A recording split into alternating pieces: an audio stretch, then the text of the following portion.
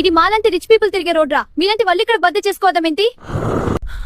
ఏ సర్పంచుకుంటున్నా నేను కూడా ఒక కార్ కొంటా.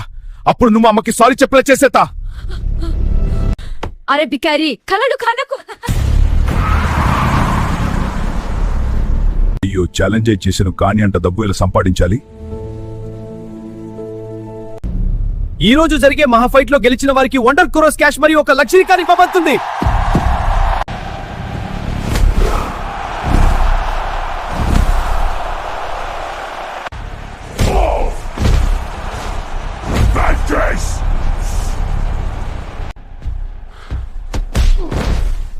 మా అమ్మకి ఇచ్చిన మాట కోసం నేను ఈ ఫైట్ గెలవాలిరా.